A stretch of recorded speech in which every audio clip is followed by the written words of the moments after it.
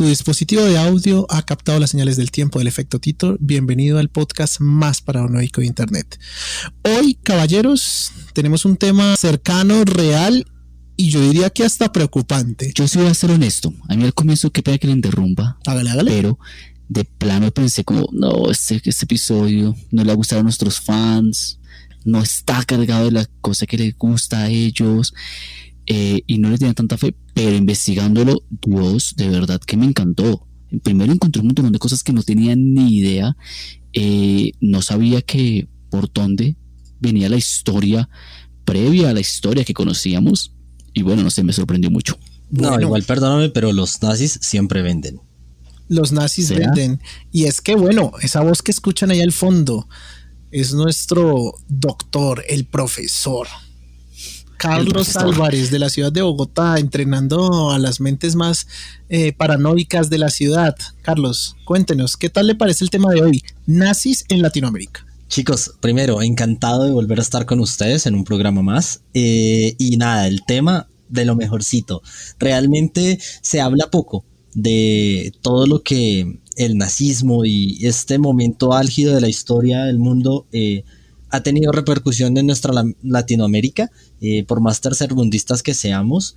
Vamos a ver cómo en este programa, casi que como una clase de historia, vamos a ver muchos matices y cosas que tal vez justifican nuestra actualidad latinoamericana. Quiero hacer una pequeña intervención para mencionar que, ya que mencionamos que los nazis venden o no, en el capítulo 3 hablamos sobre la campana de Hitler, una de las armas, ¿cómo decirlo? ¿Cómo se llaman? Las armas geniales o... Las Wonder Waffle. Las Wonder Waffles, bueno. Las galletas maravillosas, más fácil. Las galletas maravillosas de Hitler, que eran armas poco convencionales que había creado en este caso una campana capaz de viajar en el tiempo. Les recomiendo que lo vean y de verdad que sí es un capítulo. De verdad que es un capítulo que si lo escuchan, muy escuchado en nuestro historial, tal vez no el más, pero sí interesante. Y agradecer de paso porque los últimos dos han recibido muy buena aceptación. O sea, de verdad los números la han roto. No sé, chévere. Estamos muy agradecidos. Un abrazo gigante porque se siente bonito ver estos números crecer. Qué bonitos números, y la verdad es que claro, se sintió que todos en Navidad como que estaban, yo decía, pero muchachos, ya no nos están escuchando, no, volvieron de vacaciones con toda. Muchas personas me han escrito a mi cuenta personal diciéndome, me estoy poniendo al día, voy un poquito atrasado, me ha encantado mucho, pero es que estos dos últimos capítulos, que han sido un poquito, bueno, estos últimos 3 capítulos, porque el anterior fue el del Club de los 27, han sido escuchaditos y la verdad estamos muy felices. Sí, eso los últimos 3, chévere. Capítulo al que, bueno, Camilo no le tenía fe, pero después sí, lleno de conspiraciones, cortinas de humo, historia, detectives, científicos locos, ninjas con jutsu. Ninjas con jutsu, bueno, no jutsu sé qué cuántos. Puede jutsu alemán. Conocidos como espías. Jutsu alemán e invoca un panzer de guerra. Que se note la emoción. Sí, se ve bastante emocionado Camilo, y hoy es que vamos a viajar a el año 1930, donde arranca toda esta maravilla de cómo carajos es que los nazis llegaron a Latinoamérica. Los dejamos con el episodio número 40 del efecto Titor, los nazis en Latinoamérica. El 2 de noviembre del año 2000, en los foros del Time Travel Institute, el usuario Time Travel-Cero empezó a revelar información sobre los posibles futuros a los que nos enfrentaremos como humanidad. Aunque muchas cosas no sucedieron, con su paso se creó una estela de duda de la información que conocemos. Y a esto le llamamos el efecto.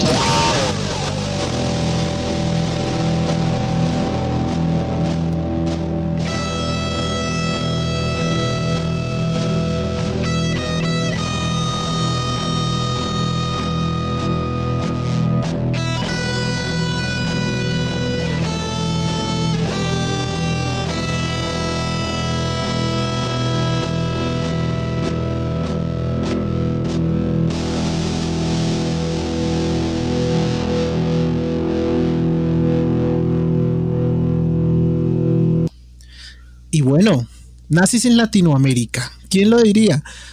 Poco se sabe, y si bien después de que los Estados Unidos desclasifican tantas cosas y nos enteramos de tantas otras que uno dice, bueno, ovnis, vaya, bueno, pero que los nazis hayan llegado a Latinoamérica y hayan tenido la presencia que les vamos a contar a continuación, ahí sí, como dicen los comerciales, no te la vas a acabar. Vaya dato perturbador. Vaya dato perturbador. Pero bueno, ¿dónde empieza todo esto, Mefis? Contextualízanos un poco. Bueno, ¿dónde empieza? Resulta que mientras el mundo tiene una pelea de poderes económicos y de instaurar un movimiento económico del capitalismo versus el socialismo, en alemán surge un joven emprendedor. Si no estoy mal, él sube al poder en el año 33, pero no sin antes haber hecho una serie de movimientos políticos que logran a él ponerlo allí. Esto, digamos que va de la mano a cosas que no vamos a explorar tanto ahorita, porque lo que nos trae de aquí no es qué hizo Hitler para llegar allá, es cómo era su plan para invadir todo el mundo, no solo Europa, sino después pasar por Rusia, Japón y América, eso incluido con América Latina. Pues sí, y es que América Latina no era una parada, si te soy sincero, era una de las partes más importantes para el Hitler. Y es que este movimiento del nacionalsocialismo aparecía como una alternativa no solamente económica, sino de ideología para gran parte del mundo. Recordemos que hay un montón de influencia alemana, no solamente desde la Primera Guerra Mundial, sino desde mucho antes. Y es que desde aquí empieza la influencia nazi en países latinoamericanos, y es que hay un adoctrinamiento de nacionales alemanes que están migrando por el mundo y descendientes de alemanes.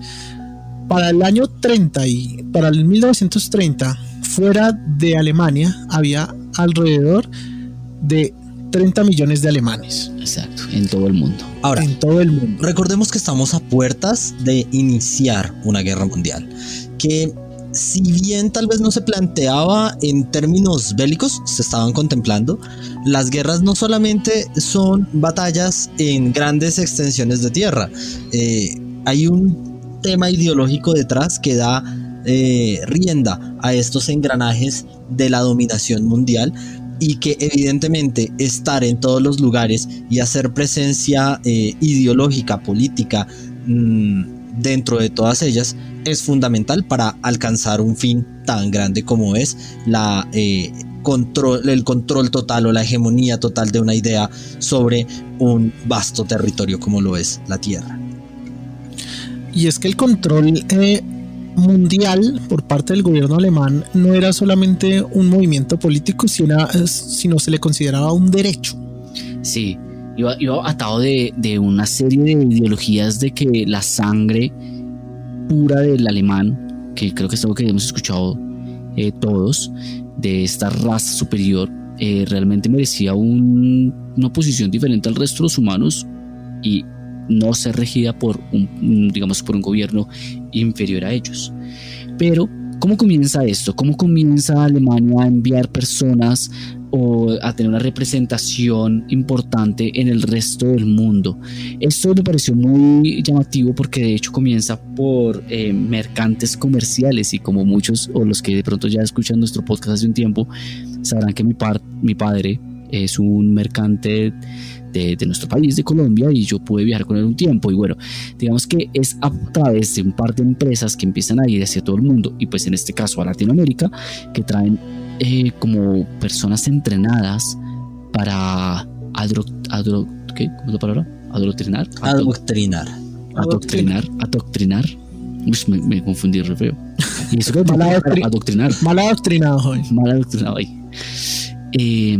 Resulta que, bueno, empiezan a llegar a Latinoamérica estas personas entrenadas, y desde ahí comienza un plan en una serie de pasos que seguramente iremos explorando poco a poco. Pero bueno, los dejo hablar a ustedes. Bueno, y es que, como les venía diciendo, desde el 30 o mucho antes, la influencia de empresas alemanas e incluso de inversión alemana en países no europeos es notable. Si ustedes en su país tienen un colegio alemán, seguramente si ven su fundación, estamos hablando de los 1920, 25, 28, 32, 34 hasta 35. ¿Por qué? Porque este tema de gimnasios alemanes, que muchas veces eran como donaciones de las respectivas embajadas, funcionaban como casas y cuarteles generales para criar a futuros nazis en potencia. Hay un tema de la guerra que es importante, y es que muchas veces los países invaden desde el tema cultural e ideológico antes de entrar por el tema bélico, porque es mucho más fácil así cuando ya hay una sociedad, digamos, diezmada y condicionada a los pensamientos con los que tú quieres llegar a él. Claro, además que volvemos a lo mismo, un adoctrinamiento total y hegemónico hacia una idea única y algo compleja de vender, ¿no? Que estamos hablando de la supremacía de una nación sobre las demás. Pero bueno, todo se puede matizar y para gustos los colores. Totalmente. Y es que estas inversiones de las diferentes embajadas a nivel latinoamericano, que es donde nos vamos a centrar inicialmente, hablaban de inversiones de mucho dinero a estudiantes de bajos recursos, y muchas veces a los nacionalizados alemanes o alemanes de sangre pura, para empezar un adoctrinamiento sobre las bases del nacionalsocialismo, sobre el 30, 31 y 32 en varios países de Latinoamérica, teniendo como eje tres de los más importantes bastiones alemanes y nazis fuera del país, fuera de su país natal, fueron Argentina, Chile y Brasil. Sin embargo, países como Colombia, hay registros históricos durante la guerra que en La Guajira, que es la parte superior, la parte más al norte de nuestro país, habían zonas de tanqueo de varios para varias unidades de submarinos alemanes. Y es que los alemanes tenían aquí en Colombia facilidades para obtener combustible y metal para mantener esa guerra en el Pacífico, porque recordaremos que Colombia, si bien declaró la guerra a Japón durante la Segunda Guerra Mundial, nunca entró oficialmente a esa guerra. No, y de hecho tenía aliados en todos los lados, entonces yo creo que esos eran uno de los motivos por los cuales no le convenía entrar, y a los otros países les convenía decirle: oiga, Colombia, usted es un país que son muchos recursos, véngamelos a mí, comerciemos y listo. Exactamente. Eso es nuestro país. Totalmente. Y pues no es solamente de Colombia, si bien Colombia sirvió como la zona de tanqueo de las naves nazis, Brasil era el punto más cercano a sus ya bastantes bases en África, y se decía que el gobierno brasileño le permitía a Alemania mandar mensajes encriptados desde el sur, desde el cono sur del continente hacia Alemania. ¿Y por qué desde el cono sur? Bueno, Argentina y Chile fueron los lugares de Latinoamérica donde más influencia nazi hubo en toda Latinoamérica. Hablemos, digamos, del plan que tenía el gobierno nazi para esto. Primero, la juventud. Ya hablamos de las inversiones que tuvo el gobierno para tener escuelas que comenzaran un tipo de, ¿cómo decirlo?, de plantar una idea desde muy jóvenes y que crecieran ya con este ideal nazi. Segundo, el poder económico. Por un lado, lavado de dinero y movimiento de recursos, como lo que ya hemos hablado. Esto incluía también el tipo de alianzas de gobiernos que permitían a Alemania, vamos, moverse libremente en algunos países. Tercer punto, la propaganda por medio de periódicos y publicidad, que bueno, es un tema muy importante en la guerra, como lo mencionamos y nos tomamos en el capítulo anterior. Y espionaje, infiltrarse ya no solo en la parte social, sino en la parte de movimientos de guerra y del gobierno, para tratar de saber qué están haciendo sus movimientos y invadirlos desde adentro. Claro, además porque de esta forma se logran clasificar de alguna manera los entes políticos que están a favor de tus ideales ideológicos y tenerlos mucho más cerca antes de cualquier invasión, ¿no? Finalmente alguien tendrá que hacerse responsable de todo esto, y por más que sean los alemanes un montón de gente, nada como una cara conocida. Exacto. Y en esos países empezaron a fundar ya no solo escuelas, sino también movimientos organizados. En Estados Unidos se funda el German American Bund. En Chile es el Movimiento Nacional Socialista Chileno, el MNS. Y en Argentina está el Partido Alemán Argentino. Cosa que ya demuestra que cuando yo empecé a mirar esto de entrada me quedé un poco boquiabierto, porque realmente no sabía lo cercano que era y lo presente que estaba el nazismo en Latinoamérica, en Colombia, Argentina. Para mí fue impresionante, la verdad. Totalmente. Y es que la influencia nazi venía a partir del poder económico que tenían los alemanes. Y es que empresas de la talla de Bayer o Siemens, que llevaban décadas en el continente, empezaron a impregnar y a tocar las esferas altas, sobre todo de Argentina y Chile, donde empezaron a buscar apoyo de los gobiernos. Y es que en esta época Argentina, por ejemplo, tenía frente a Perón. Claro. Entonces esto se empieza a mezclar con todas las dictaduras a nivel latinoamericano, que evidentemente buscan tener regímenes hegemónicos muy similares a los del Tercer Reich, o por lo menos afines en cierto grado de individualidad política, ¿no? y de control total de la población. Efectivamente. Y si bien Argentina, digamos, de cierta forma su gobierno empezó a hacer la mirada hacia otro lado, mientras las juventudes nazis empezaban a armarse, y era que los descendientes nazis y nazis de pura cepa, como diríamos en Colombia, empezaban a ser adoctrinados, y muchos de ellos en estos colegios que nombramos anteriormente, en estos gimnasios alemanes, empezaban a ser adoctrinados, y muchas veces, por no decir el 90% de las veces, murieron lejos de su país natal, que viene siendo Argentina o cualquier país latinoamericano, para morir en Europa, en algún país que de pronto nunca conocieron, por una persona que nunca conocieron. Claro, pensemos en esto. Se generó un colegio. A estas personas les dicen que tienen una sangre divina que, según los alemanes, era, ¿cómo decirlo?, como que se mantenía esa parte divina hasta en 6 generaciones, por lo cual ellos seguían siendo alemanes divinos, digamos, con este poder en su sangre. Llegaban profesores que muchas veces ni siquiera sabían español y les enseñaban un discurso ya creado para que ellos crecieran con esta idea. Luego los más destacados iban a Alemania o pasaban a otras escuelas privadas de la SS, y desde ahí salían, digamos que material de carne de cañón en realidad, para ir a otros países a morir por un país que realmente no era el suyo en cuanto a donde nacieron. Muchas veces un líder que nunca escucharon y que solo veían en fotos, porque digamos que obviamente el tema de imagen y adoración sí era muy presente.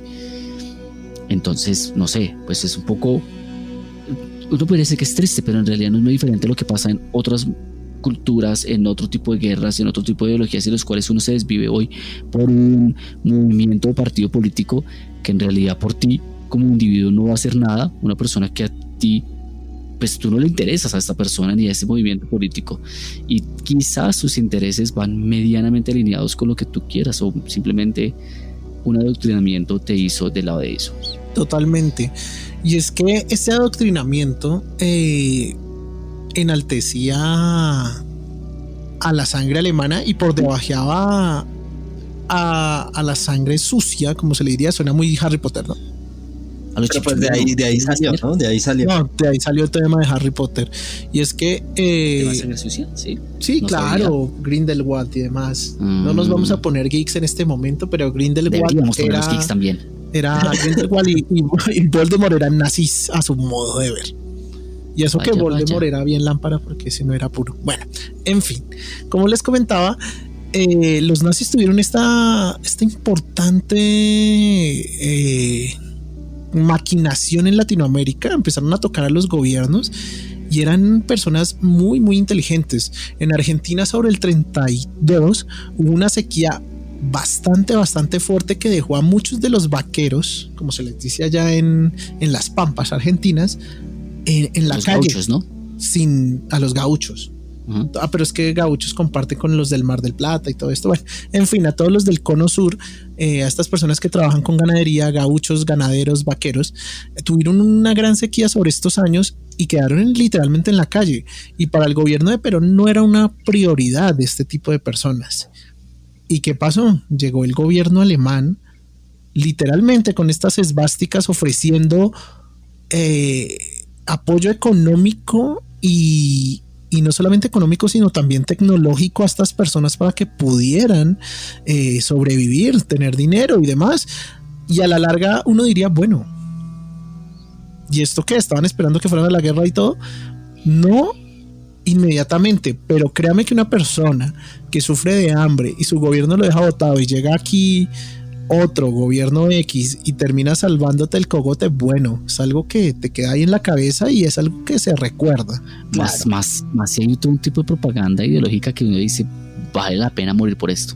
Y más allá de el tener carne de cañón para engrosar las filas del ejército en el frente oriental o más allá, está el tema de que cuando tú inicias un proceso de conquista, pues estás convencido que vas a ganar, si no, no arrancas. Y si ganamos, yo creo que era el pensar de muchos alemanes y del poder en Alemania en ese momento es, y si ganamos en Europa, ¿qué? ¿Cuál es el siguiente paso? Pues evidentemente nuestra mayor resistencia bélica se va a presentar en Estados Unidos. Por lo tanto, necesito tener bases, necesito tener pueblo, necesito tener gente de mi lado para poder hacer frente a esa nación estadounidense, que recuerden, los que saben un poco más de historia, Estados Unidos no se unió directamente a la Segunda Guerra Mundial, sino hasta después del hecho de Pearl Harbor, ¿no? Cuando los japoneses atacan en el Pacífico. Entonces, creo que el mostrarse a los pueblos latinoamericanos por parte de la Alemania nazi en ese momento como una alternativa para solucionar inconvenientes a través de la tecnología, a través del pensamiento, de problemas que aún son factibles o que son comunes en la Latinoamérica actual, pues hombre, es una forma de alivianar el camino, ¿no? De allanar el camino y de sembrar hoy para cosechar mañana. Totalmente. Y es que los alemanes, uno, siempre se veían como ganadores. Yo creo que estos muchachos nunca pensaron en su cabeza que iban a perder. Y a la larga yo creo que si analizamos las cosas, pintaba muy bien. Pintaba muy bien la conquista europea. Lo que pasa es que tuvieron el mismo error que Napoleón y que otros en el pasado, que bueno, que después de pronto tocaremos, pero es que con Rusia nadie se mete en invierno, perras. Ajá. Nadie, perras. El espíritu de Putin está, claro, total, pero recordemos, recordar es vivir, y es que no se meta en invierno por ahí, papi. Winter is coming. Winter is coming for you, Hitler. Y es que, claro, totalmente, Carlos, no es el punto detonante de la derrota, porque claramente hay un desgaste a nivel militar y económico para enfrentar a todas las potencias para que te lleguen de lado y lado. Exacto, que te ven por todos lados. Y pues el eje, la larga, seamos sinceros, el eje era Alemania más 2, porque sí. Japón e Italia como que poco, la verdad. O sea, me la pelas, Italia poco o nada hiciste. Japón, pues no sé por qué tiene esa maña de jugar en el equipo perdedor siempre. No, y que le salía el tiro por la culata. O sea, realmente tú dices como, ok, en ese momento el emperador dice, vamos a atacar estos barquitos, ¿qué puede malir sal, no? Igual me quisiera dejar demasiado esto. Nosotros tenemos una narración muy fresca que es la estadounidense, pero también hubieron provocaciones por parte de Estados Unidos hacia Japón, que no es el tema de hoy. Pero sin embargo sí les voy a hablar un poco del tema de hoy. Pues es que Japón se puso de lanza con China y con otros. Ajá, entonces es claro, que la guerra es fea. Previa. Es que la guerra es fea, entonces la guerra es feita, no la recomendamos. Sí, nosotros que hemos visto todas las guerras ya no los spoileamos desde el efecto. Está lleno de perdedores de lado y lado, la verdad. Sí, nosotros ya vimos La Máquina del Tiempo y vimos todas las guerras, ninguna es buena. Les cuento que entonces empiezan a crear, ya hablamos del primer punto, que era un tema de adoctrinamiento por medio de las escuelas y la juventud. Luego desde ahí empieza también un tema de poder económico y político con alianzas, y cuando Estados Unidos se quiere dar cuenta, baila, ellos ya habían perdido un montonón de terreno. O sea, si bien ya había dicho Carlos que habían entrado tarde, ellos de hecho se despiertan como juepucha, ¿qué es lo que está pasando? Que en Latinoamérica hay un montonón de movimientos políticos y sociales alemanes y un montonón de propaganda que están a través de los periódicos. En Argentina, si no estoy mal, es el periódico La Razón. También hay un tema de un periódico que es como una misma edición alemana, pero ahora como argentinizado, que es el Süddeutsche La Plata Zeitung, que es un periódico que empezaba a tener como un tipo de panfleto o digamos de inserto únicamente alemán. Y no solo eso, también en Estados Unidos empezó a haber infiltración política. Henry Ford, que tal vez es uno de los mayores exponentes y que hoy en día se le enaltece como el poder de la máquina americana, previo a eso fue aliado a Hitler, y fue algo que a mí cuando lo leí por primera vez me quedé como así. O sea, me raya mucho con lo que nos contaron después. John Kennedy padre, que también hizo parte de nuestros primeros episodios con F. Kennedy y de sus alianzas con mafias en algún momento, el tema del alcohol y esto, pues resulta que este man realmente sí era muy jugador, digamos, y trataba de estar de lado a lado, y fue declarado, pues se declaró aliado de Alemania cuando él era embajador. Incluso entre sus acciones estuvo evitar que Estados Unidos entrara a la guerra, y fue destituido por el presidente, si no estoy mal, en ese momento fue Roosevelt, ¿no? Y el duque Eduardo VIII de Windsor, no sé. Muy bien la pronunciación de Windsor, sí. Heredero al trono del Reino Unido, también se declaró a sí mismo como un aliado nazi. Entonces habían muchos ingredientes ahí de lado y lado, ¿no? No, y es que en esta sección que inició Camilo sin darse cuenta de quién es mi amigo nazi, los aliados nazis, pues mira, aquí en Latinoamérica, Perón, en Argentina. Y para mí, uno que está detrás bambalinas y que para mí la supo hacer en todo sentido, con el nombre más lámpara del mundo, Getúlio Vargas, dictador brasileño. Este hombre supo jugar, como diríamos aquí en Colombia, a tres bandas, haciendo la doble, como diríamos. Sí. Y es que durante el ascenso del Tercer Reich, Getúlio empezó a hacer como buena amistad con el gobierno. Picarle el ojito. Picarle el ojito, como llamamos. Pero es que esa picadita de ojito fue mucho más allá, y es que Getúlio Vargas, la agarra de nalga. Ajá, la agarradita de nalga, ya se pasó, diablo, señorito. Envió a su propio... Si usted quiere llegar lejos, comienza con un abrazo y bajadita de mano a la nalga, ¿o no? Bueno, sí, no sé si eso funciona en política. No sé, pero... sí. No. A mí ese tipo de cosas no me han funcionado. Es que no soy político. No, a mí sí me ha funcionado, pero no sé si en la política. No sé si yo fuera embajador le diría, ¿qué tal ahí? Bueno, Führer, viene aquí el embajador colombiano Jorge Castañeda. Le abrazo y baja una manito. Y le abrazo y le digo, Heil Hitler, pum, agarrada en alga al Hitler. Ajá. Al Führer, güey, pues no sé si estaría contando el chiste. Le piqué el ojo de vuelta. ¿Qué tal me dice? Sí, se nota que tú tienes sangre pura boyacense, papá. Entre nuestros escuchas, aquellos diplomáticos a los que les haya funcionado esta estrategia, déjenlo en comentarios, por favor, sería interesante.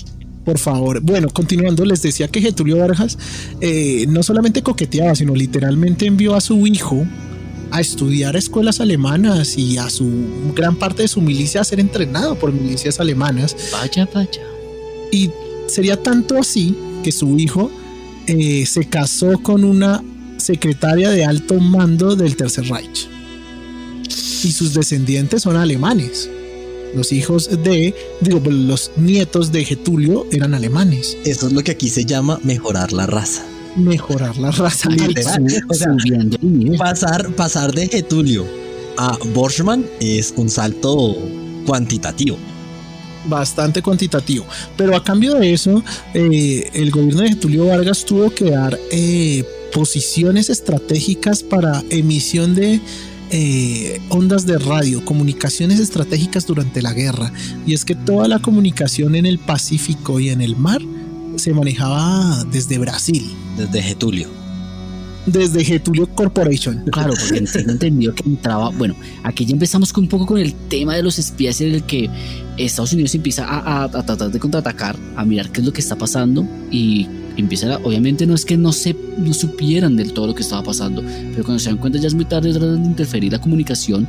Lo que hace es que Alemania envía información a Argentina, muchas veces de vuelta, y se hace todo un camino antes de que llegue a Alemania, todo muy encriptado. Recordemos que por películas hemos visto ya que existieron máquinas de escribir, los primeros computadores para tratar de descifrar estos mensajes ocultos que se enviaban de lado a lado.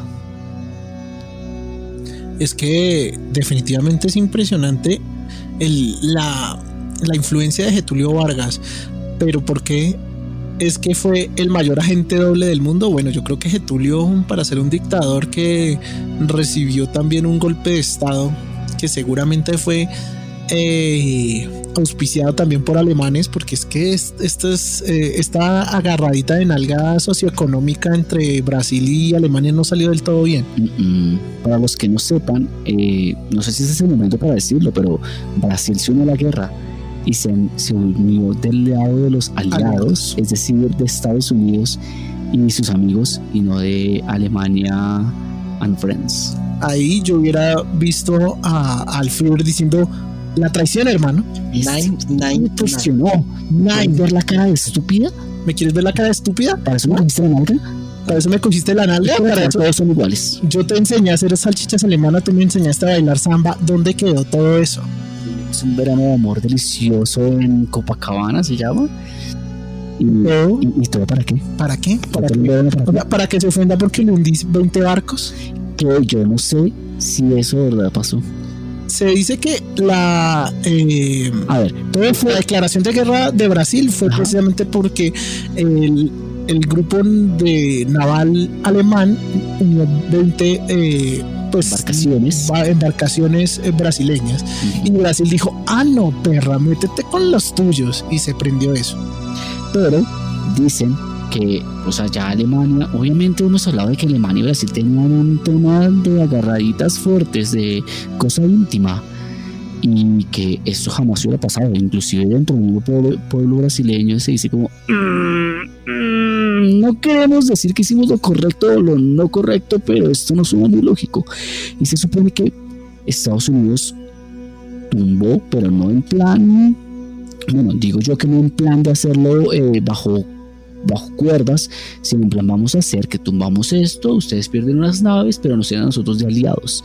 Y así fue que los llevaron a su lado. Y no solo esto, empezó a hacer un montón de presión política y económica y militar contra todos los pueblos latinoamericanos.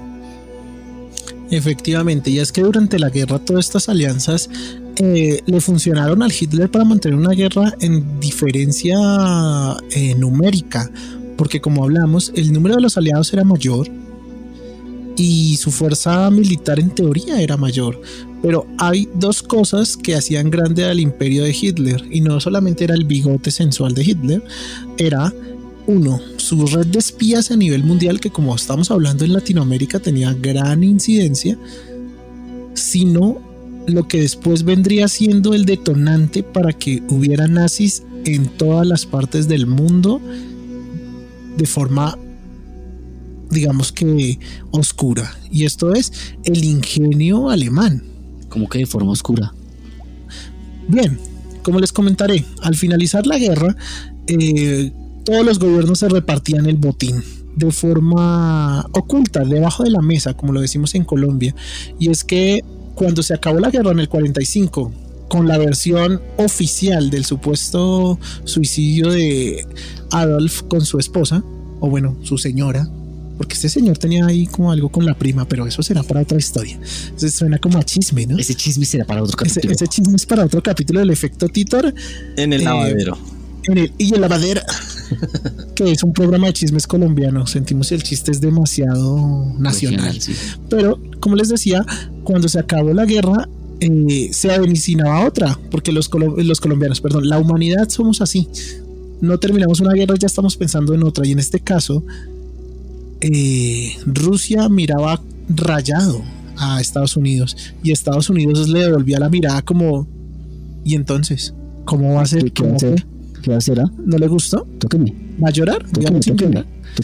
¿Qué pasó? Los grandes ingenios alemanes a nivel de química, física, biomecánica, ingeniería, empezaron a ser reclutados por estas dos grandes potencias y por otras, porque hay casos muy particulares, tanto de Argentina y Brasil, donde científicos, médicos y grandes figuras alemanas del Tercer Reich fueron reclutadas.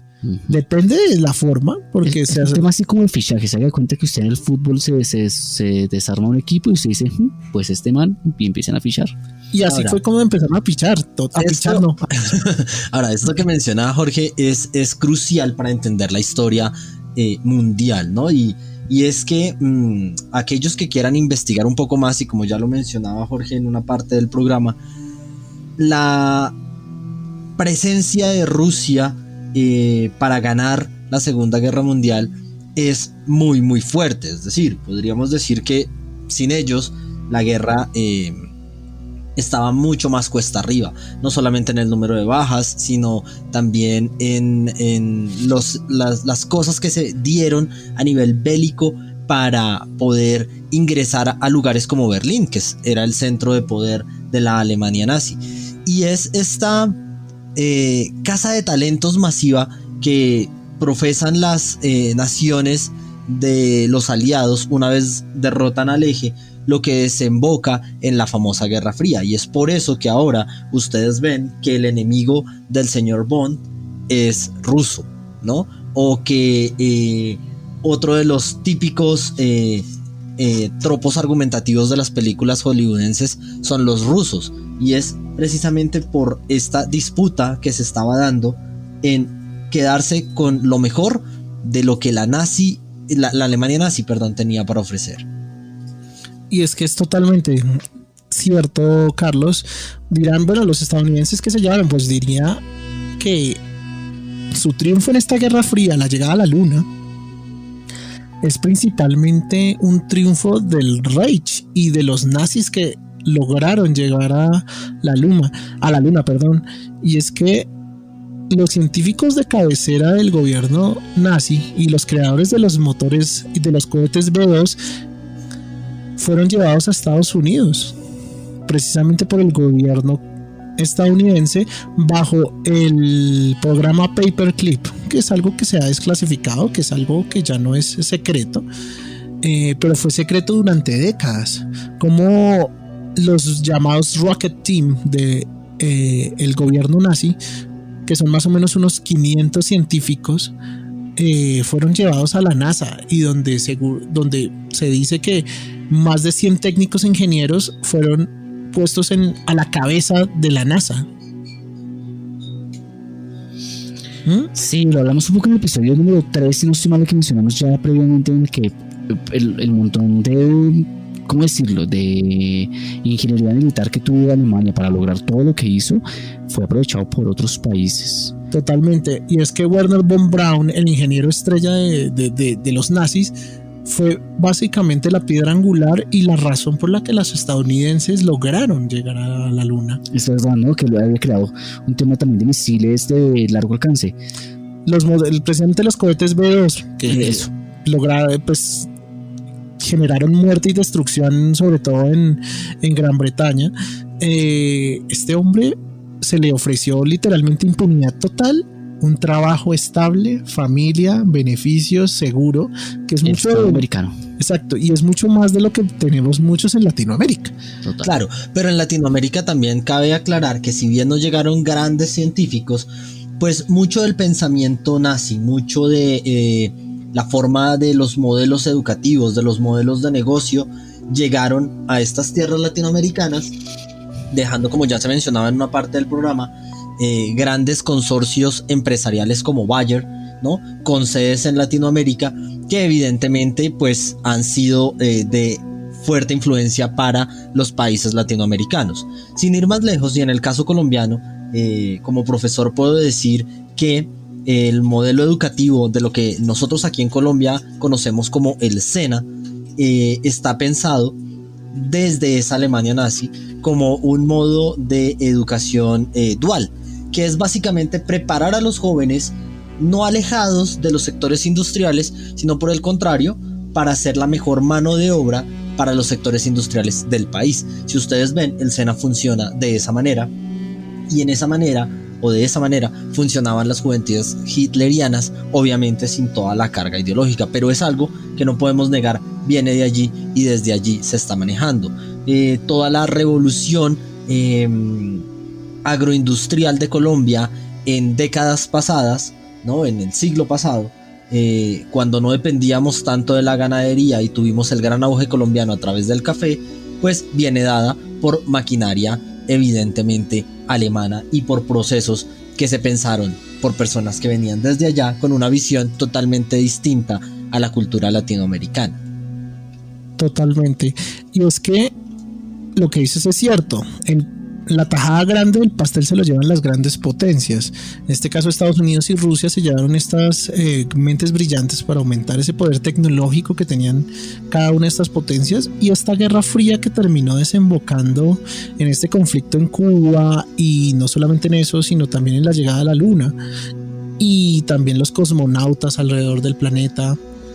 Todo esto fue gracias a estos ingenieros alemanes. Pero dirán, bueno, ¿y esto no se suponía que era en Latinoamérica? Bueno, Latinoamérica, si bien no tenía el dinero ni el poder para decir, bueno, señor Von Braun, venga a hacer cohetes y lleve a la luna a Argentina para que tengamos el primer chorizo argentino en la luna. Claramente no había ese poder, y seguramente un alemán, si le ponían a escoger, pues no iba a escoger Estados Unidos. O la salchicha alemana. Pero Alemania fue un trofeo más grande para las cabezas más grandes de la SS y de la Gestapo. Se habla que la Gran Araña, como se le decía a la Gestapo en ese momento, hizo una migración gigante después de la Segunda Guerra Mundial a estos sitios paradisíacos donde se les permitía muchas veces un paraíso fiscal a muchos de ellos y actuar sin ningún tipo de represalias ni ocultamiento, pasado, ¿no? Era muy normal ver alemanes trabajando precisamente para estas agencias como Bayer y Siemens, y ellos no tenían que esconderse. Muchas veces el cambio de nombre era básicamente anecdótico, porque habían colonias alemanas tan grandes en estos países como como Argentina, Chile y Brasil, que no era necesario. ¿Quiénes fueron? Bueno, más que todo personas diplomáticas y personas que estaban siendo perseguidas y que no habían sido, digamos que, tenidas en cuenta para un futuro científico en estas potencias mundiales. Y es que científicos que hicieron experimentos y que hicieron, digamos que violaron los tratados de derechos humanos, fueron las personas que sí usaron esos contactos para mudarse a Latinoamérica y hacerse su retiro en nuestras tierras. Claro, cuando la guerra se pierde, evidentemente empiezan los juicios, ¿no? Y empieza todo el fenómeno de los cazadores judíos, que básicamente son judíos que buscan a los grandes culpables de las masacres perpetradas por los nazis, y como bien lo dice Jorge, muchos buscaron refugio en Latinoamérica, pero tenemos nombres acerca de ellos, sabemos, y obviamente tenemos claro que los lugares básicos a los que fueron son Argentina, Chile y Brasil, pero yo tengo también datos de algunos de ellos en Bolivia, en Perú, pero bueno, ¿qué quieres comentarnos? Vamos a empezar con nombres conocidos, famosos, de personas que terminaron acá. Vamos a arrancar con Adolf Eichmann. Era poco más que un burócrata, pero este teniente coronel de la SS era uno de los cerebros más grandes, y precisamente fue el que arrancó la solución final. ¿Qué es la solución final? Es el asesinato sistemático de las personas judías alrededor del mundo. Los campos de concentración y todo esto viene de esta mente, Adolf Eichmann. Al terminar la guerra se sirvió de una red de los espías de la Gestapo, y él terminó viviendo en Buenos Aires hasta que fue encontrado por la Mossad, que es lo que hablábamos, ¿no? Los Hunters, los cazadores judíos. Hablando de Hunters, tiene una serie en Amazon Prime. Aún no nos pagan por hacer esto, pero deberían verla. Es muy buena. deberían verla. Aún no nos pagan, cuando nos paguen nosotros. ¿Sobre la avisamos. Mossad o sobre cazadores en general? Sobre cazadores en general, digamos que la Mossad es algo organizado, pero hubo pequeñas células judías que tomaban justicia por propia mano, no eran como la Mossad que buscaba un juicio a nivel mundial. No, había judíos que lo hacían a la antigüita. Adolf Eichmann era uno de ellos. En 1960, un comando especial de la Mossad lo secuestró en Buenos Aires en una operación que se llamaba Garibaldi. Lo encontraron y lo secuestraron para llevarlo a juicio. Caso aparte y como anecdótico, Buenos Aires se ofendió con eso. Digo, bueno, Argentina. Y rompió relaciones un tiempo con Israel por eso. ¿Ah, sí? Como, gay, ¿cómo carajo secuestran a un nazi en mi tierrita? Ha pasado en la historia varias veces, ¿no? Incluso historia reciente. Como que no nos gusta eso y yo creo que habla mucho de las alianzas. ¿Dónde está tu honor? ¿Dónde está tu corazón? ¿Cuál coro es un nazi? No sé, yo soy del team de a la verga. O sea, es que la Mossad no puede entrar a hablar en términos políticos con Argentina, sabiendo que es uno de los aliados importantes del régimen nazi. Claro, pero no deja de ser una violación a la soberanía del país, ¿no? Es decir, muchos de los procesos, incluso de muchos de los nazis que estuvieron en Latinoamérica o que vinieron a Latinoamérica, no solamente era porque estaba a kilómetros del lugar donde perpetraron los crímenes, sino que al respetarse las soberanías, porque, a ver, Israel, no vas a iniciar una segunda guerra mundial solamente por una persona, o al menos es la tercera, sí, una tercera guerra mundial por una persona. Eso lo diría el archiduque Franz Ferdinand. Ajá. Estas personas aquí no solamente tenían garantías políticas, sino que realmente podían iniciar una nueva vida, y muchos de ellos eludieron la justicia durante 40, 30, hasta 50 años más después de sus crímenes durante la Segunda Guerra Mundial, ¿no? Mientras que si te quedabas al otro lado, bueno, tal vez eras absuelto en los juzgados porque no eras un nazi muy importante, un alemán muy importante, pero de que te molían a palos en la calle. Totalmente, y es que vamos a la mano derecha de Adolf Eichmann y es Alois Brunner. Era la mano derecha del anterior nombrado que fue... bueno, si se preguntan, el final de Eichmann fue condenado a la muerte por la horca en Jerusalén y así murió. Sin embargo, Brunner estuvo un paso por delante de su maestro, y si bien se le atribuyen la muerte directa de más de 128,000 judíos, esta persona huyó y buscó refugio en Siria, donde lo encontró. Sin embargo, tuvo más de 2 o 3 atentados con carros bomba por parte de la Mossad y el espionaje francés. Sí, ¿no? Perdió dedos de una mano con cartas bomba. Sin embargo, el hombre se mantiene prófugo y se le ha condenado varias veces, pero jamás lo han agarrado. Se dice que puede estar en Brasil. Aunque también ya hay documentos que declaran que murió y que murió allá. Brasil es como la zona donde mueren felices los nazis. Bueno, casi cualquier persona moriría feliz si todavía pudiéramos ir a los carnavales de Brasil. Exacto, y es que vamos a hablar de, yo diría que el nazi más conocido por haber burlado la justicia, y es el llamado ángel de la muerte, Josef Mengele. Probablemente es uno de los criminales más célebres del régimen nazi. Sus experimentos con seres humanos en el campo de exterminio de Auschwitz le valieron el sobrenombre ya mencionado, el ángel de la muerte. Todo su recorrido tras la guerra está envuelto en misterio. Fue capturado por los aliados, pero le liberaron posteriormente. Se supone que porque desconocían su identidad. Huyó a Paraguay, Argentina y otros países del cono sur, donde cambió varias veces su nombre real. Muchas veces se sintió amenazado precisamente por este equipo de la Mossad que lo cazaba, porque se dice que varias veces la Mossad estuvo cerca, pero nunca lo encontraron. ¿Cómo murió nuestro amigo Josef Mengele? Murió de un ataque al corazón, de un ataque en las playas de Brasil, a una muy avanzada edad. ¿Y cómo supieron que era él? Pruebas de sangre, ADN, y porque estaban sospechandito, pero se murió. Okay. O sea, había como una sospecha de la Mossad, como de este man podría ser, hubo una llamada que, pero patrón, se murió el sospechoso. No, pues ya se murió, hágale las pruebas. Ah, no, pues sí era él. Joseph Mengele, el ángel de la muerte que murió en total impunidad. Esta es una de las cartas más claras de los hilos que manejaba el régimen nazi, que le permitió a alguien del calibre de esta persona huir por varios países del mundo y no ser detectado del todo. Claro, por ejemplo, entre otros casos, también yo creo que toda esa parte oscura de la medicina, del trato con los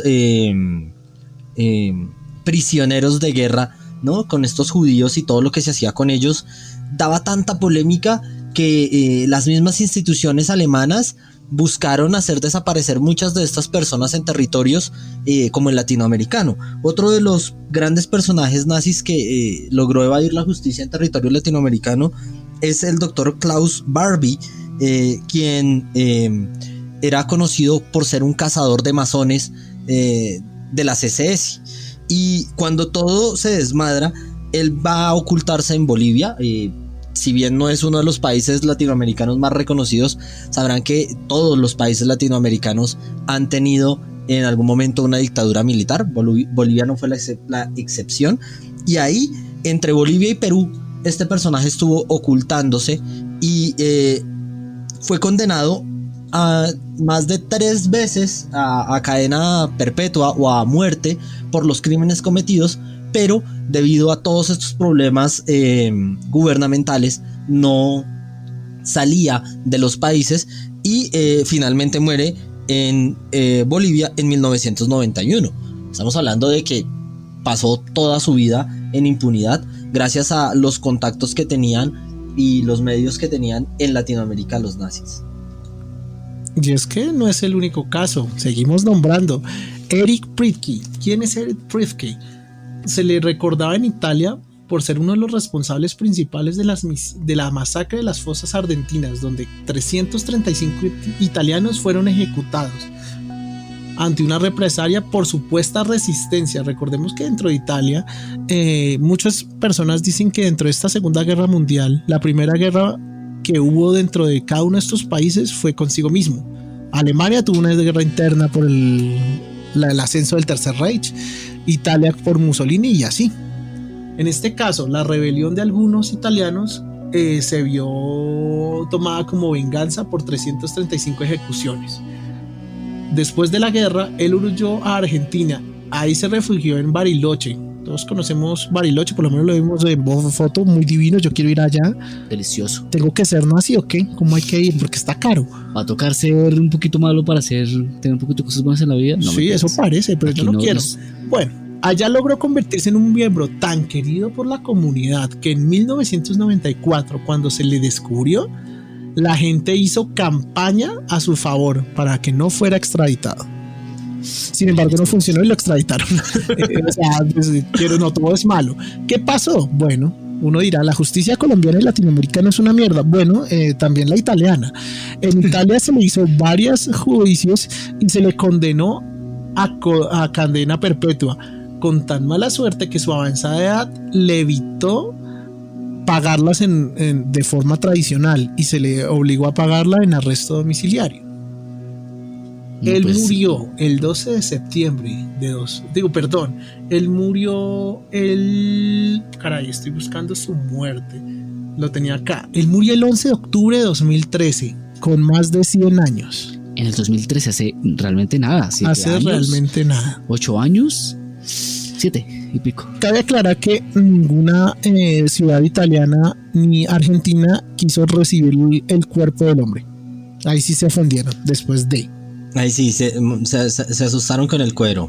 Sí, definitivamente es que hay todo para aparentar, ¿no? Ya el argentino ahora sí ya no recibe. No, igual yo creo que es normal, es decir, todos estos lugares se van a convertir en sitios de peregrinaje para amantes todavía del pensamiento alemán, y esto puede llevar a más revueltas internas. Totalmente. Bueno, otro de esos doctores de la muerte fue Gerhard Bone. Este doctor en derecho fue responsable del plan nazi de eutanasia para personas con problemas físicos psíquicos conocidos como el Action T4. Y es que si bien la idea de pureza de la sangre estaba arraigado, también se hablaba de que ellos eran los hijos de Darwin, la supremacía, gente sin imperfecciones. Cuando alguien nacía con ciertos problemas, ellos no lo veían con buenos ojos, pero el señor Bone quiso pasársela la cerca y hizo su pequeña solución final con estas personas. Las personas con problemas físicos y psíquicos entraron al programa Action, donde fueron asesinados literalmente. Algo que se veía en otras culturas, ¿no? Previas. Sí. Mucho antes de Jesús, en el que se mantenía una raza de guerreros, ¿no? Yo no sé hasta qué punto podemos ver o sea, ¿cómo pasa esto, no? ¿Cómo pasa que se genera un tema de bandos a este nivel? Yo me acuerdo que en el capítulo de experimentos psicológicos vimos cómo hicieron el ejercicio de Hitler en una escuela fue estadounidense, ¿no? En la que no tenía nada que ver con alemanes, pero hicieron el mismo ejercicio de adoctrinamiento, de generar un club al cual tú querías pertenecer e ibas a defender como con tu vida y más, y fue realmente fácil de implementar y pasa en muchas culturas, en muchas cosas.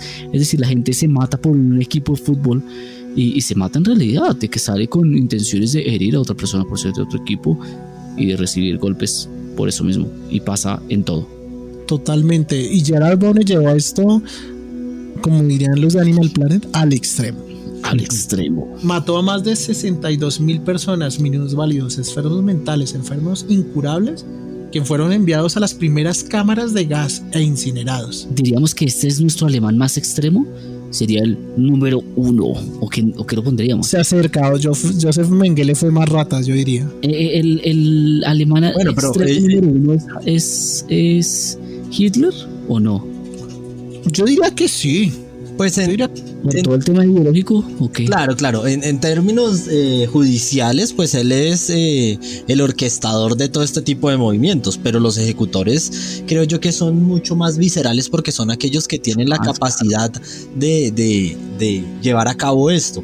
Y entre Mengele y este doctor con tendencias, ¿cómo diríamos? No, iba a decir otra cosa, iba a decir como... ¿Supremacista? Sí, supremacistas, pero estaba buscando el término de la nación que mencionaba Camilo hace un momento. ¿Espartanos? Espartanas, exacto. Con tendencias espartanas a la pureza del gen.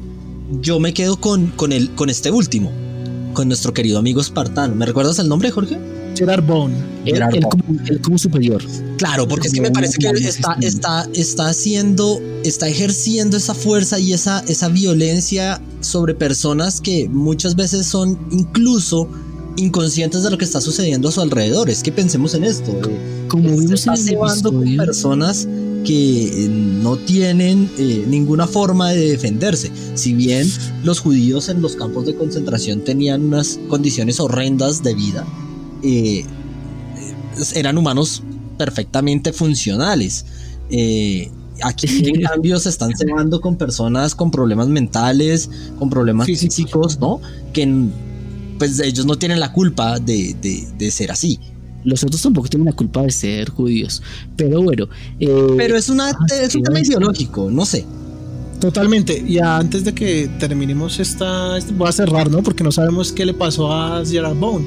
Gerhard Bone, gracias a la ayuda del gobierno de ya nombrado Perón en Argentina, pudo evadir por muchísimos años pues la cárcel.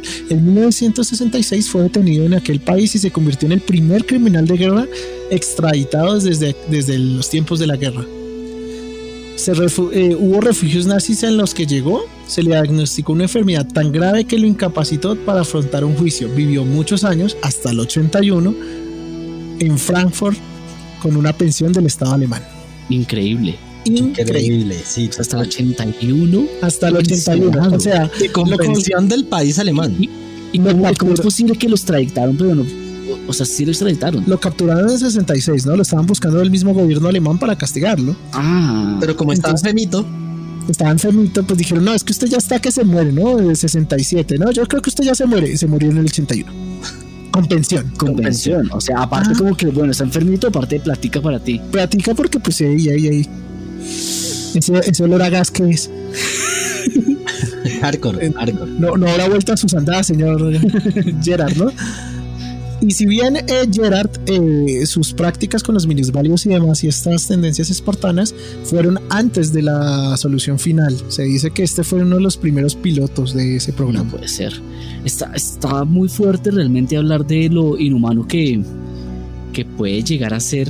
O sea, cuando estábamos tratando de ver el ranking de qué tan malo eres, que es ya bastante crudo de pronto decirlo, categorizarlo, pero recordemos que también, como vimos en ese episodio, la gente o las personas cuando tienen una orden directa de hacer algo, se desligan de la intención del mal.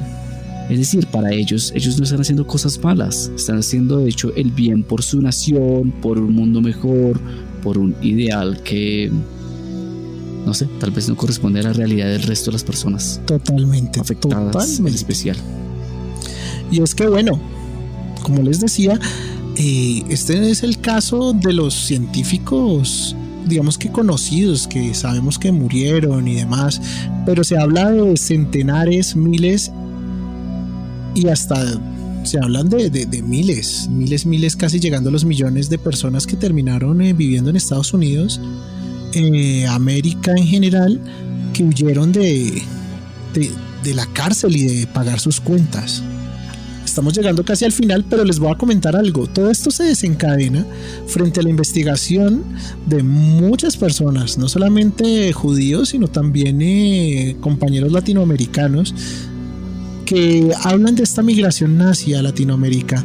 Y el más importante de estos migrantes, que ustedes no lo crean y que seguramente tocaremos en un futuro, Adolf Hitler. Se habla de Adolf Hitler teniendo un retiro espiritual en Alemania, en Argentina, desde su natal Alemania, que pasó por estas bellas tierras colombianas. Claro.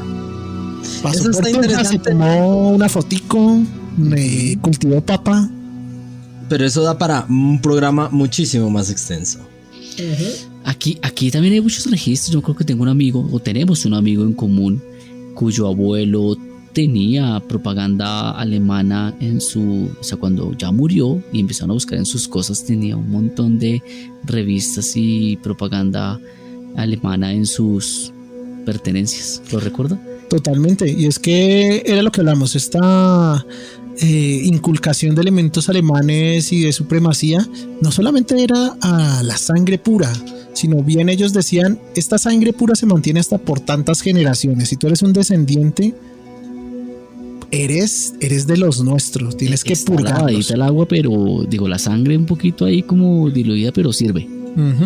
Y seguramente también buscaban aliados que fueran parte de su ideología, aunque no fueran alemanes, digo yo, ¿no? Al final cabo necesitaban gente que les permitiera, ¿cómo decirlo?, como entrar al país, no tan a la fuerza. Claro, es que ya vimos que la guerra no solamente se gana en el campo de batalla. Exacto. Totalmente. Bueno, caballeros, esto fue un interesante viaje por las aguas del pasado en Latinoamérica, de cómo nuestros dirigentes terminaron siendo seducidos por el poder alemán.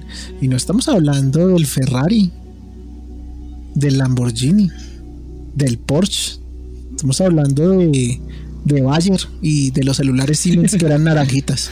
Ahora, sí es importante reflexionar cuánta de esa ideología, de esa forma de ver el mundo se ha quedado y se encuentra hoy en nuestros países. Aquellos que nos están escuchando desde Colombia, desde otros países, si pueden notar o si notan en sus políticas regionales cómo muchos de estos pensamientos totalitarios, hegemónicos y sobre todo de ultraderecha se reflejan aún en nuestros días. Tengan en cuenta que Latinoamérica sí o sí es tercermundista. ¿Por qué? Porque todo nos llega tarde. porque después de la caída del Reich es aquí en Latinoamérica donde se vienen a dar los grandes dictadores militares de los cuales ya hablamos, como Pinochet, como los mismos Perón en Argentina, que cubren muchos de estos movimientos, ¿no?, del nazismo en nuestros países. Totalmente. Efectivamente, estamos llegando ya al final de este curioso viaje, y con esta reflexión que nos deja Carlos, no queda más que tener ojito con estos gobiernos y estas ideas totalitaristas de extrema. Seamos críticos, por lo menos. Críticos, exactamente, esa es la palabra, con estos elementos. Si tu amigo ario superior te quiere pegar, no te dejes. Respeta la sangre chichumbiana. Que viva la sangre chichombiana, que nosotros somos así, mezcla. Saca y todo. Somos el gosque canequero, como decimos acá a los perritos callejeros. Muchísimas gracias a todos nuevamente por acompañarnos en el episodio 40 del Efecto Titor, cargado de malicia y guerra.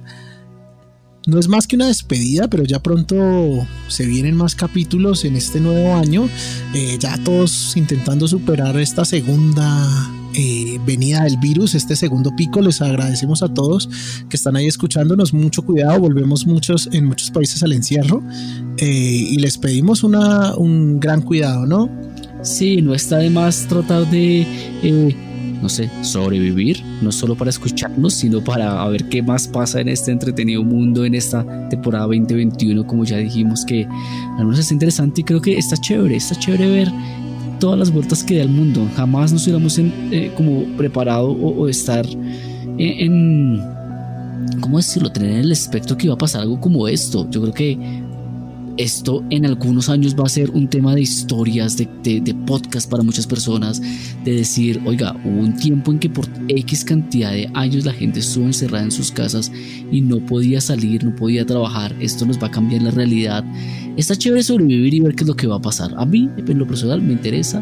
Me gustaría que el post-apocalipsis, el post-pandemia llegue así cargado de moda extravagante, con ropa rara y con gafas brillantes y cosas de protección anti todos los gérmenes y no sé, algo bien locochón. Sí, tiene una visión bastante particular de lo que quiere para el futuro, ¿no? Y sea como sea, estos tiempos de reflexión, y como bien lo dice Camilo, que llegaron para quedarse los tiempos de cuarentena y esto apenas está empezando, pues también hay cosas positivas que apenas están empezando, como el Efecto Titor. Vamos, chicos, por esos 52 programas como invitado a sus programas, y como fiel oyente espero estar ahí, así sea a través de algo especial, y pues nada, muchísimas gracias a ustedes por la invitación aquí al programa. Vamos a hacer algo por un año. Vamos aquí a hacer algo para el año, la gran fiesta, pues si nos dejan hacer algo el COVID, ¿no? Por ahora, ya acercándonos al episodio 52, que vendría siendo un año cargando de paranoia a internet. Nos despedimos desde las salas y desde este bello auto navegando por el tiempo y el espacio. Muchísimas gracias a todos los que nos escucharon, y muy pendientes a los show notes de este capítulo, llenos de nazis que salieron bien parqueados frente a todo esto. Ya nos veremos, y un abrazo a todos. Un besazo.